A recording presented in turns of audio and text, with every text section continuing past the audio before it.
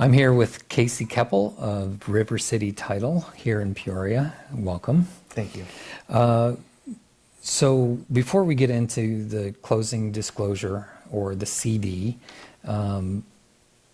let's talk about escrow, that down payment that people put on a contract. How is that handled normally? The custom in the Peoria area is for the seller's realtor to hold it, and meaning the Okay. brokerage, not the realtor personally, but the realtor's brokerage. Okay. Can a title company hold those funds? Yes, they can. Is there a benefit to having the title company hold those funds? It depends on whose perspective you're coming from.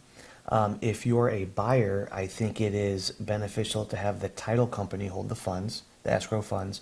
And the reason for that is if there becomes a disagreement between the buyer and the seller, the title company is a independent third party that would be holding those funds.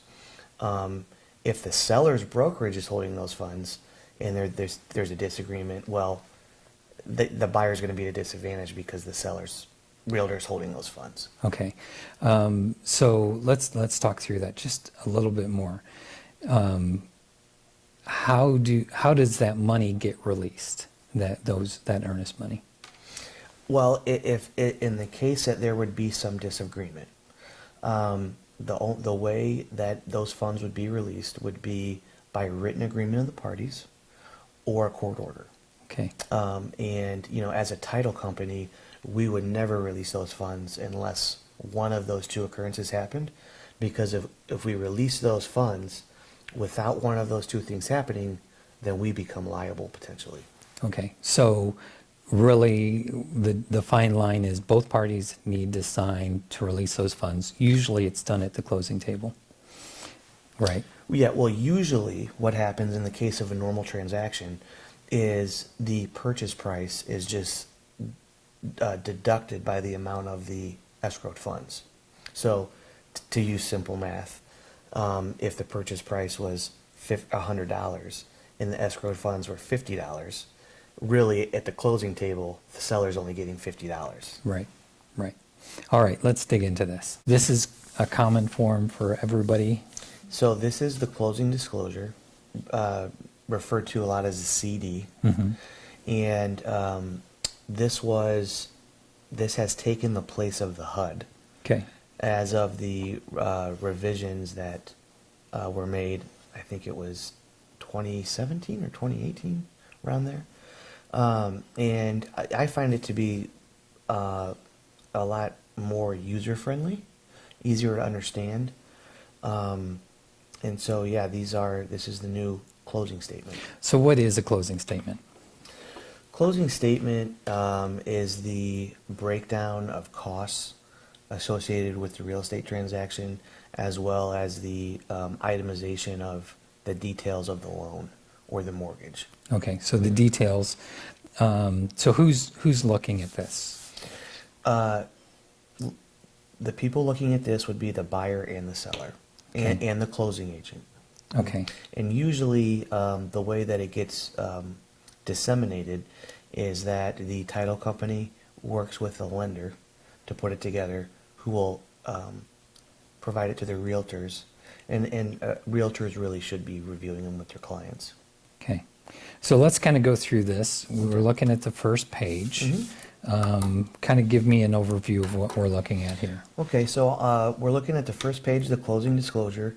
At the top of the page, it has the closing date, the disbursement date, which are usually the same. The disbursement date is just the date that the monies in the transaction are being dispersed to vendors, mortgage payoffs, things like that.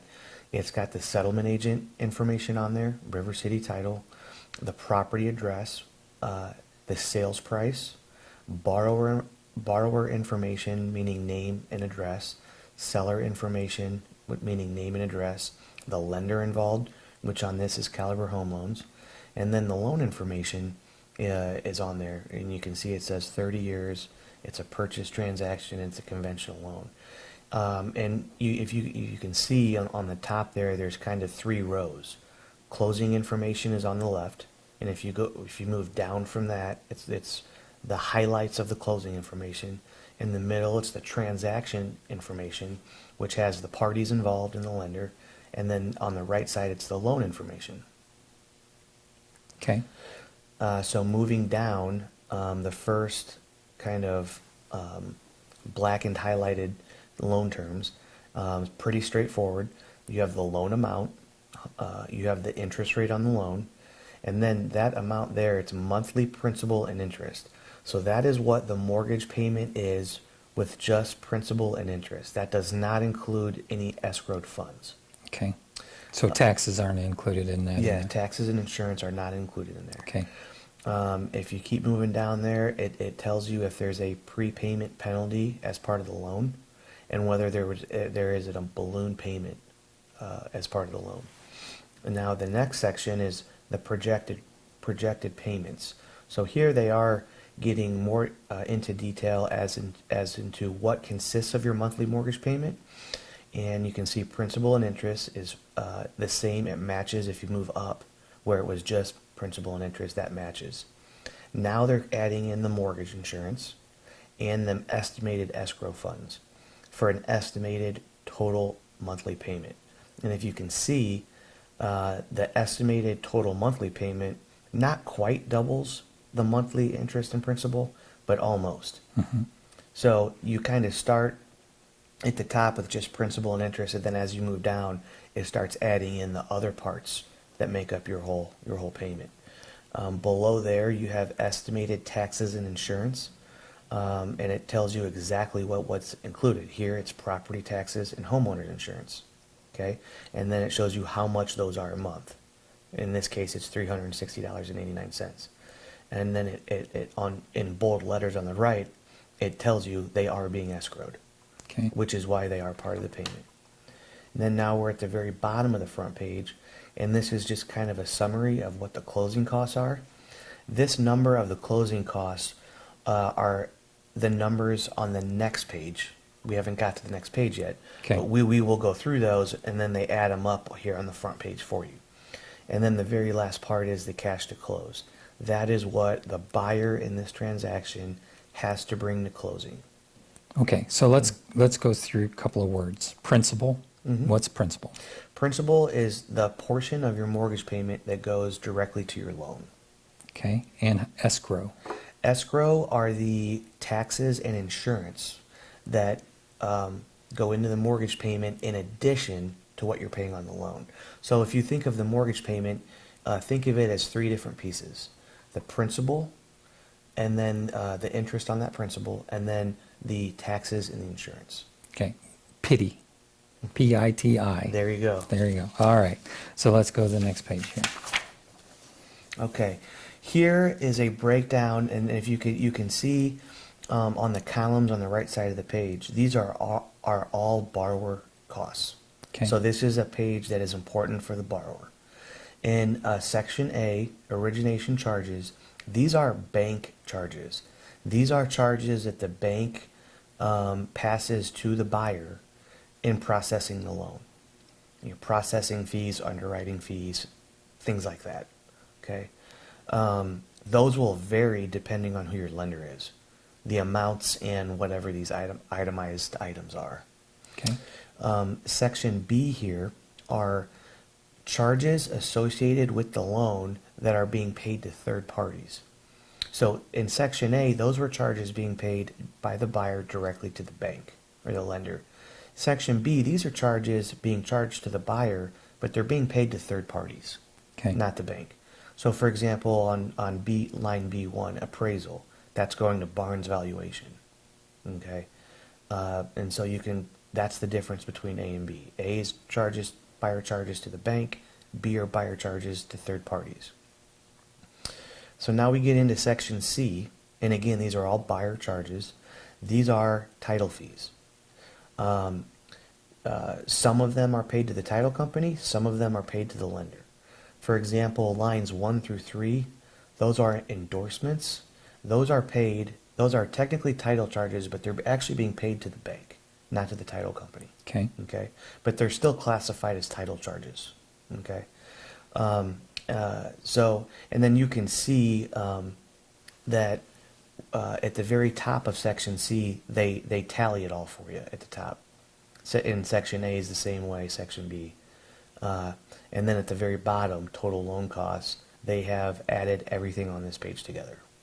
So should a buyer be looking at in this, or an agent? Well, a buyer should be looking at really everything on this page, because these are all of their costs. And so, you know, a lot of times when a buyer is purchasing a home, it gets pretty tight. And so they need to they need to identify what their bank is charging them, and what the title company is charging them, and that way they can budget properly. Okay. All right. Anything else on this page? I don't think so. Okay, let's go to the next page. All right, so now we're on taxes and other governmental fees. We're on to section E, and as you can see, they're going alphabetically here. Recording fees, those are fees that are charged by the title company. They get passed to the county recorder's office.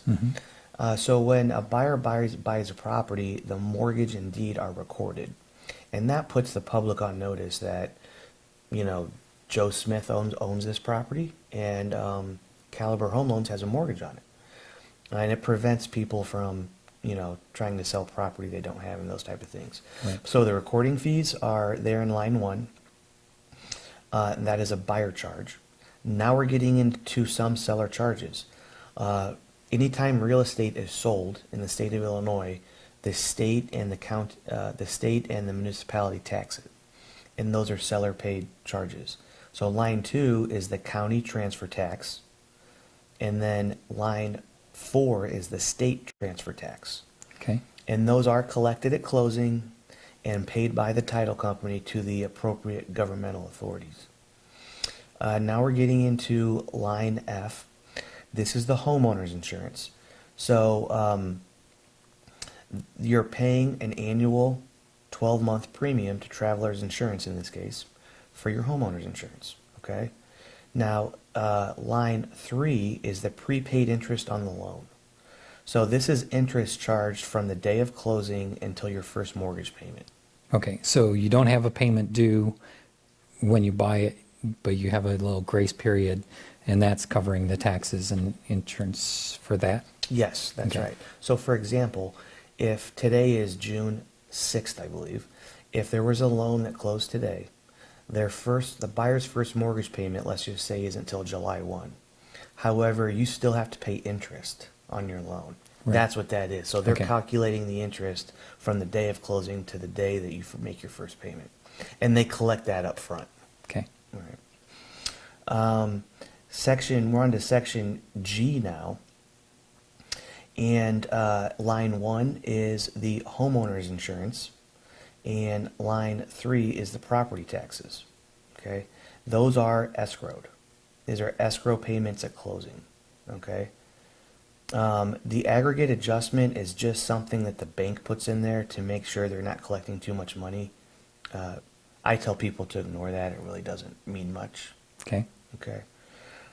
We're into line H now, and these are almost all seller fees now, and these are title charges and commission charges.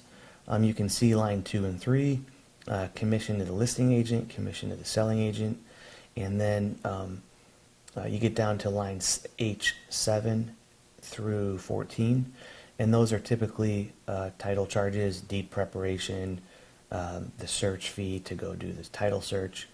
The state takes a regulatory fee from every closing, that's in there as well. And then in this case, it looks like one of the realtors was charging a transaction fee. Okay. This section would be, I would say, important for the realtor, because you want to make sure your commission is right. This is where your income from the transaction is being itemized.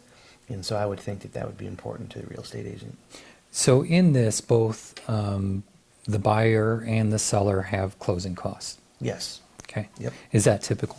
Yes. Okay. Anything else on this page? I think we've covered it. All right, let's go to the next. Okay. So the calculating cash to close, I tell, that is so confusing and doesn't really affect a realtor or buyer. So I usually skip down to the summary of transactions right here. And Okay. as you can see, the left side is the borrower's breakdown and the right side is the seller's breakdown. Okay. Okay. So we're on the borrower side, section K, line 1, that's just the sales price. Line 3 itemizes the closing costs that the buyer is paying Okay. altogether. Then we move down to section L, and line 1 was the earnest money deposit. Line 2 itemizes the loan amount, so that's the amount of the loan that the buyer's actually taking, which differs from the purchase price because you have to pull out the escrow money and other things. And it looks like here that the seller was providing the buyer a credit, and that's shown on line L5. Okay. And then moving all the way down to where it says adjustments for items unpaid by seller, this is the tax proration. In Illinois, real estate taxes are paid in arrears. So we're in 2020 right now, but we're paying 2019 real estate taxes. Okay? So that means that the seller owes those taxes. Yes, Okay. that's right. And so in this case, from January 1 until today, the seller has owned the property, so he's responsible for those taxes. However, that tax bill won't come until next year. And at that time, the buyer will be the owner, so the buyer is going to get that bill, Right. even though it's the seller's responsibility. So that is actually a credit. So they're going to receive this money and go, "Whoo, we got extra money," right? Yeah. Yeah, you just got to be careful not to spend that money because you got to pay the taxes. Yeah. And again, because the bill won't come until next year, it's actually a credit. Right. Okay. And that's different because some houses are escrowed. Some of the taxes are escrowed. Some of the taxes are not, depending on the way you set it up with the bank. Right. That's correct. Okay. Yeah. All right. So now we're on the right side, and this is itemizing the seller's transaction. And the first number is the sales price. And then you move down to the second section, due from seller at closing. Line N is in Nancy. Let's see, that's line 2. That summarizes or totals the seller's closing costs. So there's no breakdown there. It's just a all-in number. Right. Line 4 is the payoff to the seller's mortgage. So that shows you who the payoff is going to and how much it is. Okay. So the seller obviously had a mortgage on this property that needed to be paid off.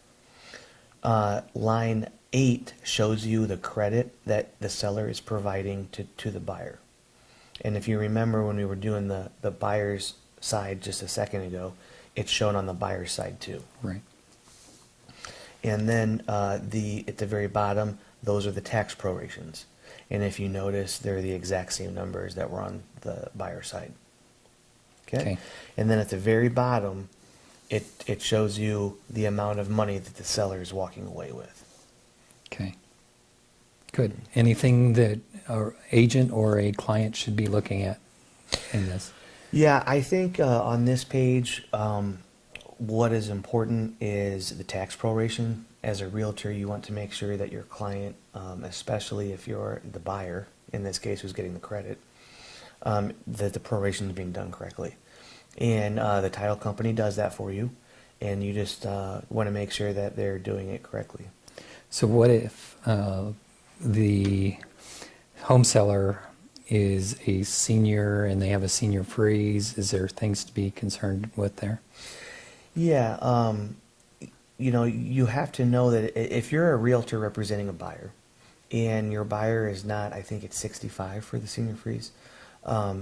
If your buyer's not 65, you have to know that they're not going to get that senior freeze. And so when you're doing these prorations and things like that, you have to take that into account. Okay. And it's not really this year that you have to worry about, it's the next year. That's right, because they're paid in arrears. Okay. Yeah. Awesome. This fourth page is really just a bunch of loan disclosures. This is really for the buyer. It talks about things like assumption of the loan, what the escrowed property costs are, and things like that.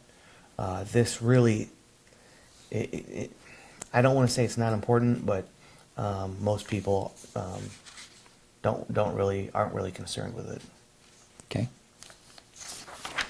And then this is the last page, and this really just identifies who everybody is that's involved in this transaction. There, you can see it itemizes the lender's address, who the loan officer is, and the loan officer's email and phone number. And then it shows you who the buyer's agent is, the brokerage address, the agent's name, the agent's email and phone number, and then the selling agent, the brokerage address, the agent's name, agent contact information, and then lastly the settlement agent, which is the title company. Title company name, title company address, title company contact information. Great. Is there anything else that people need to look at or think about when they're doing this closing? For a buyer's agent, I would say it's important to know how much your client has to bring to the table and make sure that that's doable for them.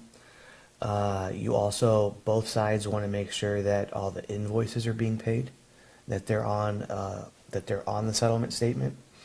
The realtors, as I said before, want to make sure their commissions are correct. Because, that's how they're getting paid, obviously. Want to make sure the purchase price is correct. That's important because a lot of your taxes, transfer taxes, are based off the purchase price. And then the tax prorations. You want to make sure those tax prorations are right. So is this settlement statement the same if no matter where you are in the state? Yes. The closing disclosure is a federal form. Okay, so Yeah. across the country, no matter if you're moving from Peoria or to Peoria, if you're doing a transaction elsewhere, it's going to be pretty much the same thing. That is correct. Yes. Okay. Yep. Anything else we should know? We've covered the major points. Okay. Today I'm here with Casey Kepple of River City Title. What's the easiest way for people to get a hold of you? Phone or email, and the phone number is 309-282-4915, and the email is Casey, CASEY, @rivercitytitle.net. Great, thanks.